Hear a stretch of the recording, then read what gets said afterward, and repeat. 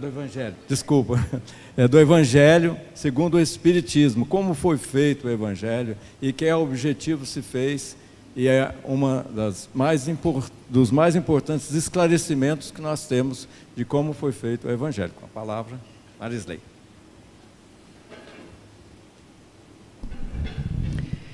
Irmãos e irmãs, boa noite. Tudo bem com vocês? Obrigada aí pela apresentação. Eu costumo dizer que nós estamos no caminho, né? Caminhando. Muito bem. Levante a mão quem já parou para ler com atenção a introdução do livro O Evangelho segundo o Espiritismo.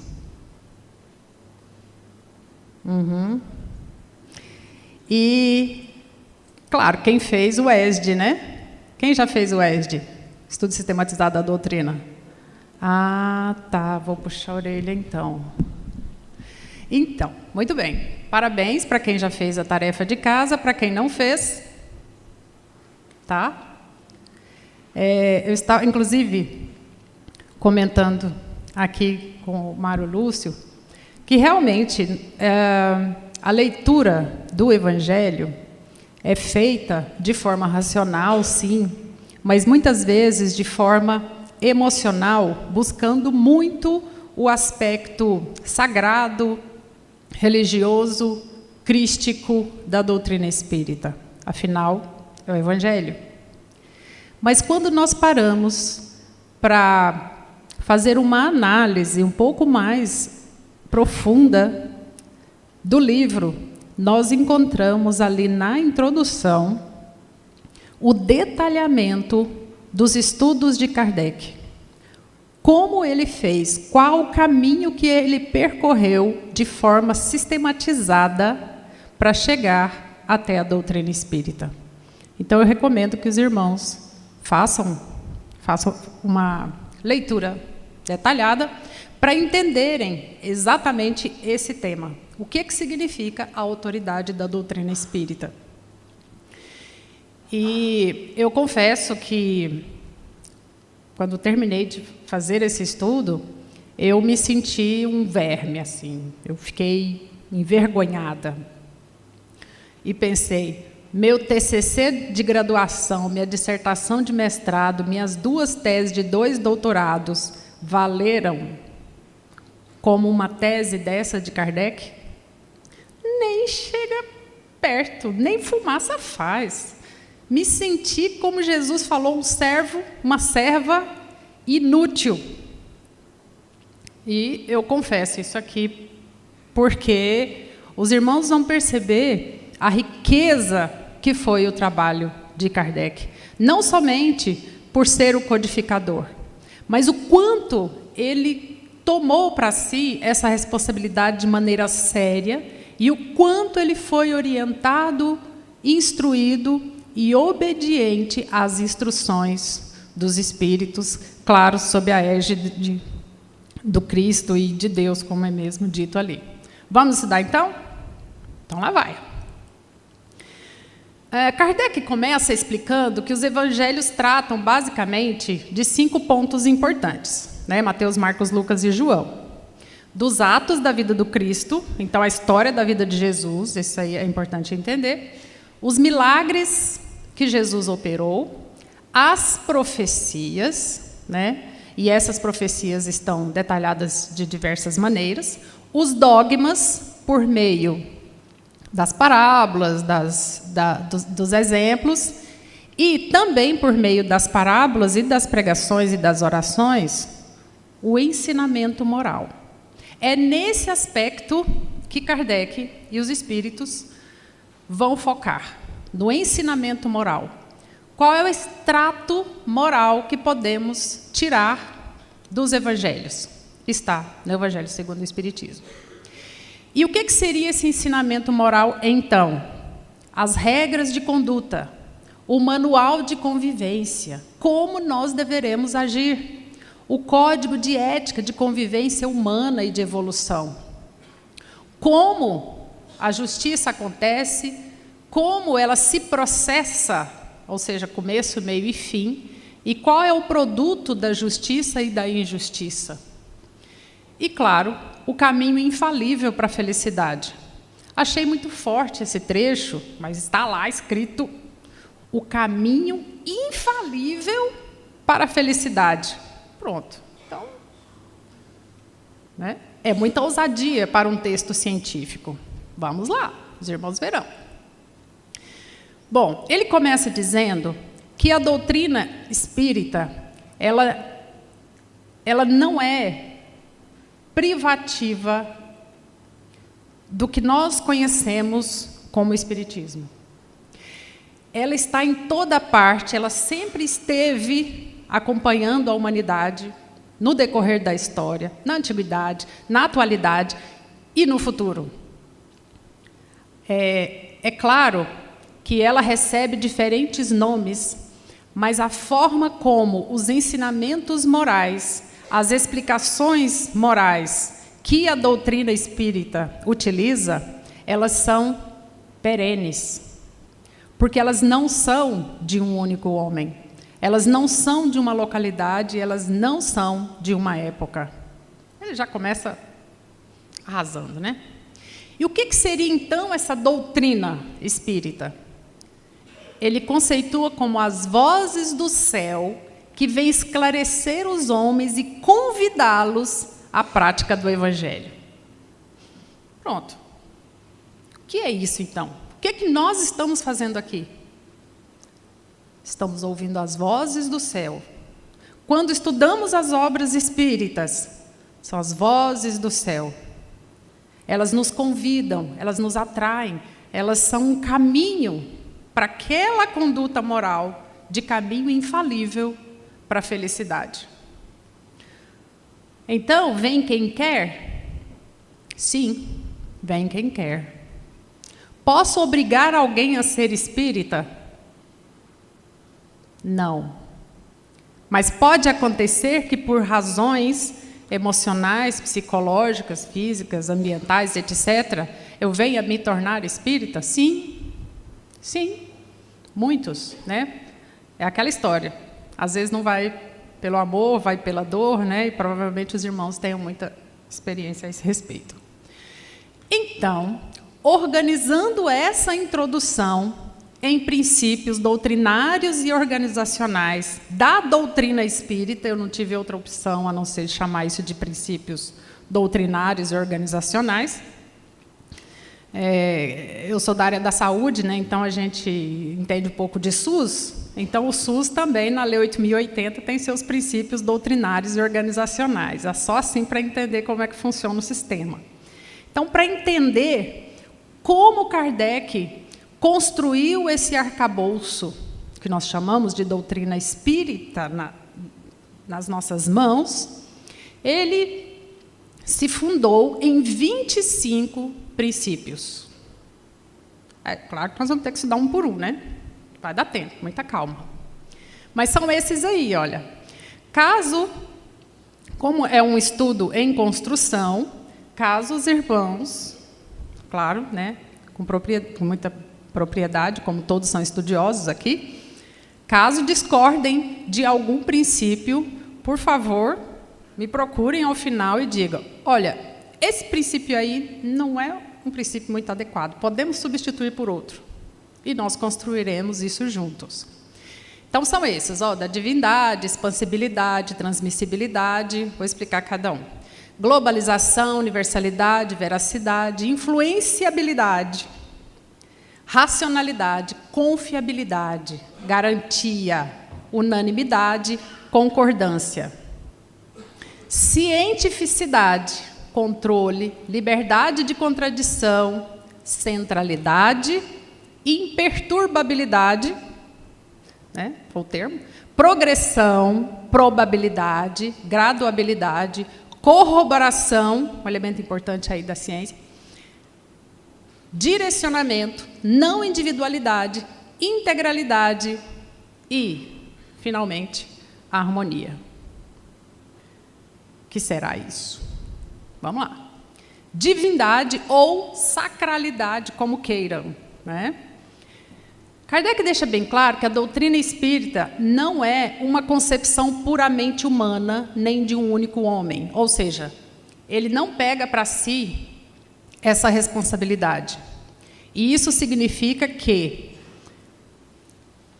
ela está isenta das falhas culturais, ou psicológicas, ou traumáticas de uma determinada pessoa, né? Isso é algo que para os irmãos pode ser óbvio, né? Ele faz até uma pergunta depois lá no Livro dos Espíritos: e se eu não conseguir cumprir a tarefa? O que os Espíritos respondem? Providenciaremos outro. A gente costuma fazer esse tipo de pergunta para Deus: e se não conseguir cumprir a tarefa? É isso que a gente vai responder: não tem problema não, outro, lá vai. Expansibilidade. Olha a autoridade com que Kardec diz isso. Deus quis, por meio da doutrina espírita, né, ele quis que ela se propagasse em toda parte por meio dos espíritos. Então, nós não podemos dizer que ela esteja circunscrita a uma parte do globo. Não. Lembra que eu falei no começo que muitas vezes ela acontece sob diferentes nomes, sob diferentes formas? Ela está em todo o globo. Transmissibilidade. Os espíritos propagam a doutrina espírita por meio dos médiuns em diferentes locais. Opa, então, onde existia um médium, a doutrina espírita está sendo propagada? Não, não necessariamente. Mas, na maioria das vezes, sob diferentes formas, a doutrina é propagada por meio da mediunidade. Seja no começo da organização do Pentateuco, né, que, só para ilustrar, se vocês pararem em algum momento para contar as páginas, tem mais de 2.000 páginas, somando os 5 livros, e mais outras 1.500 da Revista Espírita, organizada por Kardec. Haja imaginação para, em pouco tempo, um ser humano inventar mais de 3.000 páginas, né? Então, e esses médiuns que receberam essas informações e que ainda recebem, eles não estão circunscritos a um local. Opa, mas o Brasil não é o coração do mundo, a pátria do Evangelho, que tem 2 espetaculares médios, teve Chico Xavier, tem Divaldo. Então, não é um privilégio de um único país, de um único local. Isso nós precisamos entender. Olha a palavrinha que ele coloca: sempre. Ou seja, também não está circunscrita a um espaço ou a um tempo, né? Globalização. Não está essa palavra lá, tá?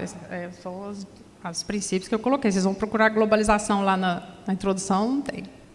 O Espiritismo não tem nacionalidade,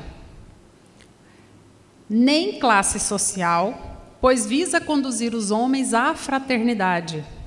Mais uma vez, a doutrina não está restrita a uma elite. Apesar do IBGE falar que os espíritas são representados por uma elite intelectual, por pessoas de determinada classe social, a maioria tem nível superior, etc., a doutrina espírita ela não está circunscrita às mentes privilegiadas, ou que estudaram, ou que leem mais, ou que são mais inteligentes, né? Ela pode alcançar, se manifestar e ser colocada em prática por qualquer pessoa, de qualquer classe social, porque a ideia é colocar em prática a fraternidade. Enfim, o princípio básico que Jesus nos trouxe, que é o amor ao próximo, né? Amar ao próximo como a si mesmo. O 5º princípio é a universalidade. Olha, ou seja, existe universalidade nos ensinamentos por meio de milhares de vozes em todo o mundo, sem distinção, e é para todos.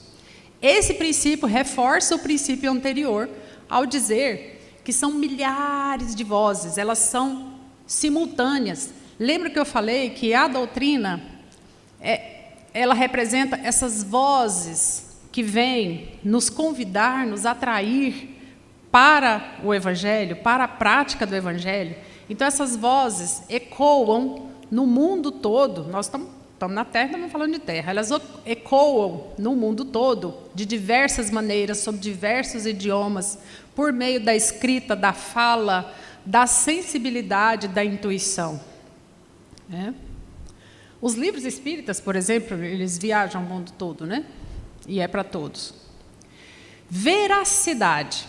Bom, quando nós falamos em ciência, é complexo você usar o termo verdade, porque em ciência a gente utiliza a X probabilidades ou há evidências científicas de que isso causa isso, ou essa amostra é estatisticamente significativa.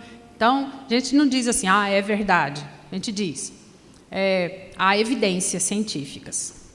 Porque a verdade é muito relativa.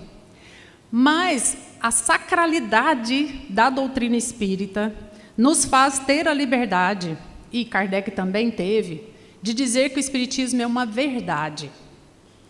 E ela independe, ou seja, ela independe da má vontade, independe da inferioridade de determinados espíritos ou dos maus espíritos. Ela independe de clima. A doutrina espírita dá certo em um determinado local porque ali é mais frio, ali é quente. Não tem jeito de divulgar a doutrina espírita porque é uma área vulcânica. Nada disso. Em todos os instantes, os irmãos perceberão o chamado, a necessidade, principalmente, não somente para os espíritas, mas principalmente para as pessoas que buscam um entendimento um pouco mais profundo, de levarem esses esclarecimentos ao maior número possível de pessoas, né? Para que elas entendam e reduzam o preconceito. Influenciabilidade. Os homens, claro, podem sofrer influências de espíritos levianos, devendo, claro, evitar tudo que for fora do ensinamento moral do Cristo. Lembra no começo que eu falei da questão do roteiro moral infalível para a felicidade, do desenvolvimento das virtudes? Então, cada um que recebe fará a sua avaliação e a sua análise, assim como Kardec fez. Racionalidade, olha aí. Os homens devem utilizar a razão para identificar contradições nas mensagens espirituais. Por quê? As mensagens espirituais, elas não cessam. Elas continuam sendo recebidas por diversas categorias de médiuns e também de forma intuitiva. Caberá a cada um organizar seus pensamentos e ter sua vigilância para saber se ali está em conformidade com a doutrina espírita ou não, né?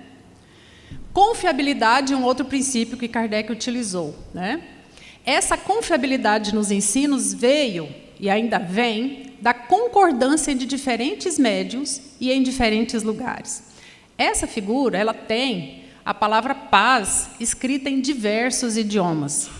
Vamos supor, então, que eu resolva inserir uma frase nova, um elemento novo, e diga, a partir de hoje os espíritos devem pensar assim, porque isso faz parte da doutrina espírita. Ok, parabéns, né? Quer dar um passo além. Esse passo além, essa ideia, revolucionária ou não, discreta ou não, ela precisa passar pelo crivo da concordância em diversos pontos do planeta. Fácil isso? Não.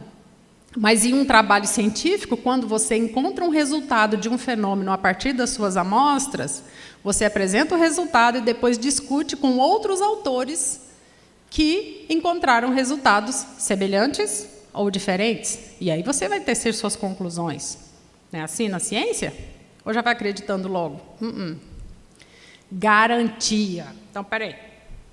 A garantia única, séria, do ensinamento dos espíritos está na concordância que existe entre as revelações espontâneas por diferentes e diversos médios, em diferentes e diversos lugares. Que trabalhão! Quem quiser renovar alguma coisa da doutrina espírita vai ter que seguir esses princípios aí. Vamos fazer? Vamos tentar? Quem se habilita? E quantas pessoas esse seu trabalho vai ajudar? Já tem mais de 100 anos, né? Kardec deve estar esperando Kardec 2. Cadê? Unanimidade. Os ensinamentos são emitidos de maneira unânime e com foco na moral. Unânime. Não é aqui, nem ali. É aqui, ali, lá, acolá, de forma unânime. Mensagens semelhantes, mesmo que em diferentes idiomas, em diversas partes do mundo, por diversos médiuns. E aí, a gente chama isso de critério de saturação. Por isso que, quando chegou num ponto, Kardec falou, pronto, já reuni, as informações, as mensagens já estão repetitivas, então eu já posso parar. Concordância. Os princípios contidos no Evangelho segundo o Espiritismo foram triados e passaram, sim, pelo crivo de Kardec. Imagine, a febre que teve naquela época.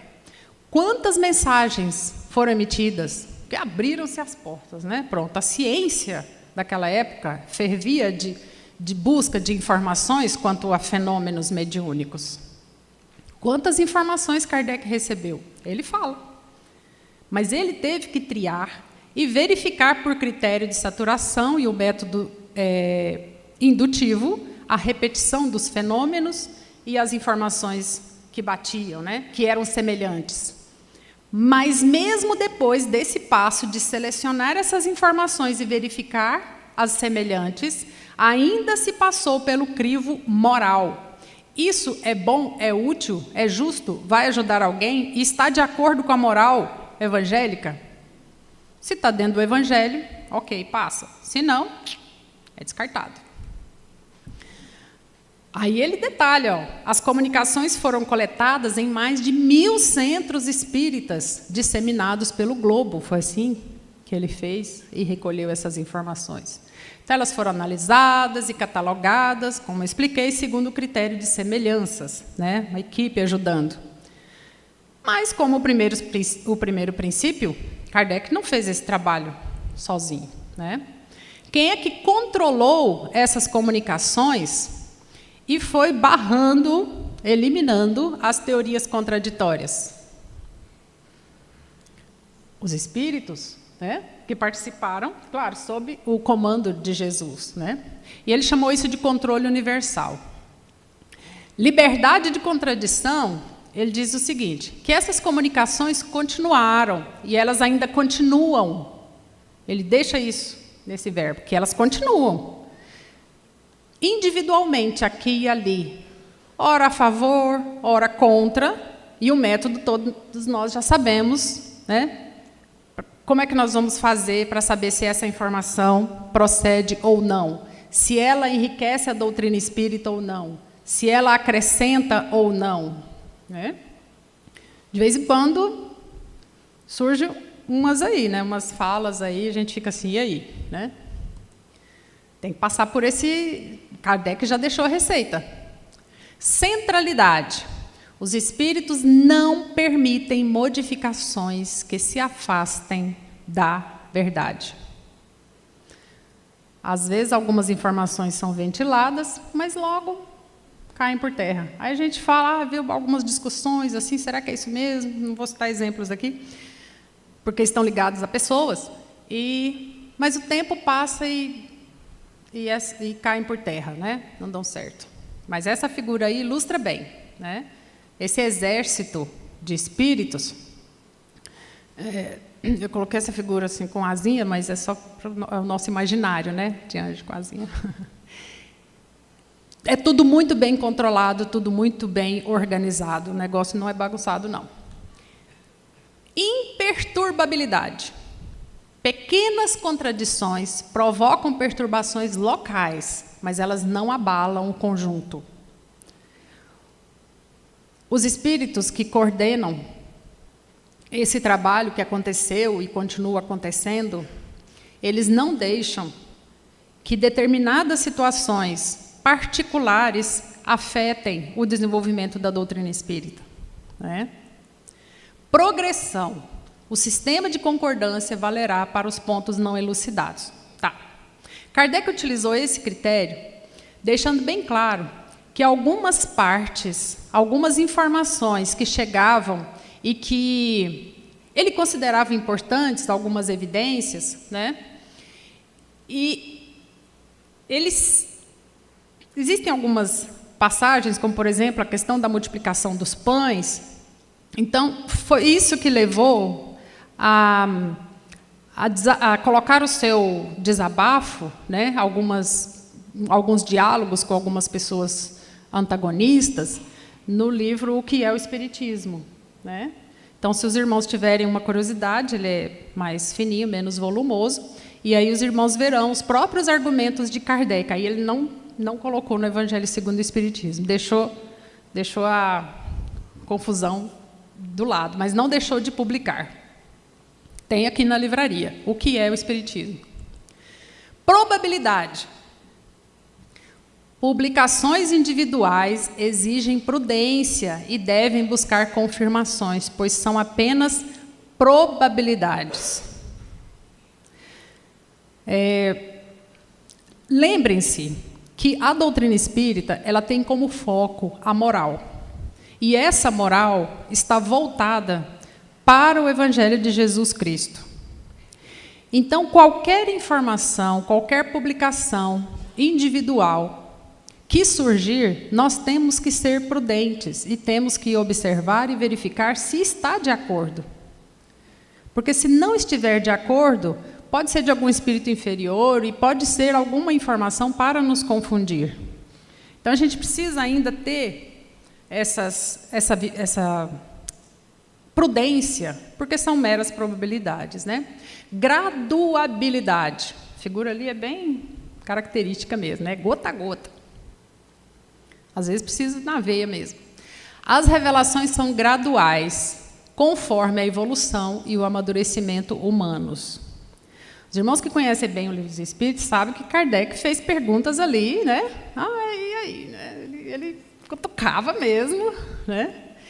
Mas os próprios espíritos respondem também que determinadas respostas não chegam até nós, porque nós não temos ainda uma maturidade espiritual para acessarmos essa verdade, né? Talvez não pudéssemos suportá-la, né? Suportá-las.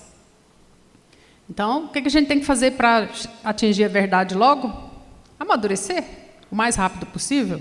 E como é que se amadurece? Vivendo. Vivendo como? Vivendo bem, de forma correta, né?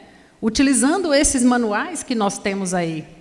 Colocando em prática o amor ao próximo, a coragem, a humildade, o perdão, a fé.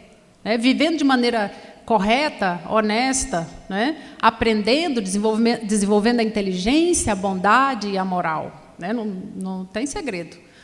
O problema é o abismo entre a teoria e a prática. Né? Corroboração, que é um termo muito usado na ciência. Kardec diz que os princípios da doutrina são revelados, confirmados e reconfirmados. Então, passou por 3 etapas. Depois de recolher as mensagens, ele leu, catalogou, triou, organizou, viu a repetição e depois dessa repetição ele ainda confirmou e reconfirmou junto aos espíritos. Então, não foi um trabalho simples. Mas Kardec, o dia dele tinha 24 horas, na corrente sanguínea dele tinha hemácias, leucócitos e plaquetas e plasma, assim como nós. Era um homem comum, como nós. Acho que poderia ter feito uma dieta que morreria mais tarde. não é uma piada, eu acho que a gente, para fazer uma tarefa, tem que manter a saúde também, né?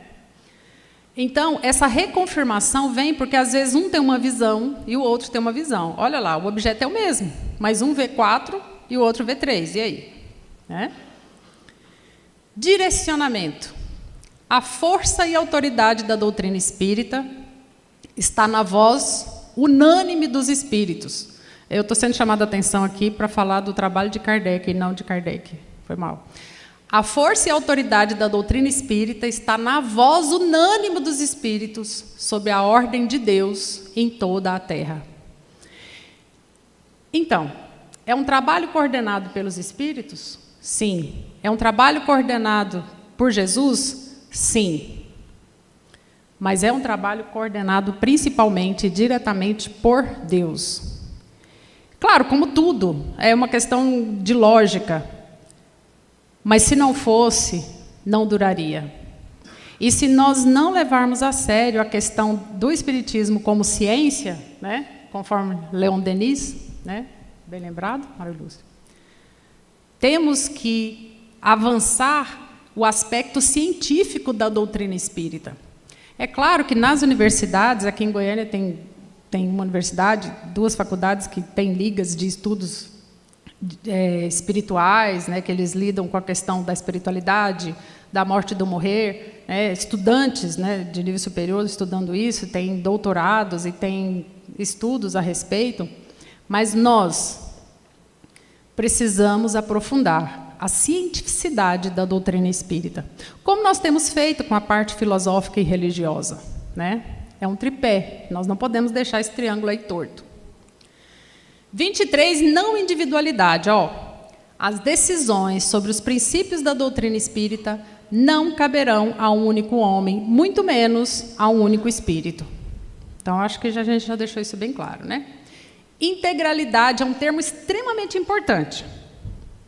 Os princípios da doutrina são de opinião universal, quer dizer, mais do que a soma das partes. Eu não sou a soma de cabeça, tronco e membros. Eu sou muito mais do que isso. Sou um ser humano, uma pessoa. Mas se separar as partes, elas passam a não ter o valor que teriam se estivessem todas juntas. Então, essa figura, ela ilustra bem, porque ali você está vendo peças. Mas quando a luz chega, forma-se uma coroa, que é muito mais do que essas simples peças de madeira. Então, a doutrina, ela não é formada por retalhos. E, por fim, a harmonia, né? Não podia faltar, ela forma um conjunto harmonioso, né? Sob a determinação de Deus e a direção de Cristo. Meus irmãos, nós não podemos deixar de reverenciar o trabalho feito por esse homem, por Allan Kardec, né? Com a cooperação da sua esposa, Amélie Baudet, em uma época complexa, né, de muitos preconceitos. Mas a mensagem que eu quero deixar aqui essa noite é: nós não podemos parar de estudar. Nós precisamos continuar as pesquisas científicas voltadas para a vida espiritual. Difícil? Sim. Comitê de ética, difícil de aprovar? É. Mas nós não podemos parar. Temos que formar grupos, né, de estudos, porque senão nós vamos privar a humanidade de uma aceleração no entendimento de uma doutrina que nos dá um caminho infalível para a felicidade. E que Deus nos ilumine, não para vermos a sua luz, mas para nós enxergarmos mais longe. Que Ele nos ajude. Muita paz. Muito obrigada pela atenção de todos.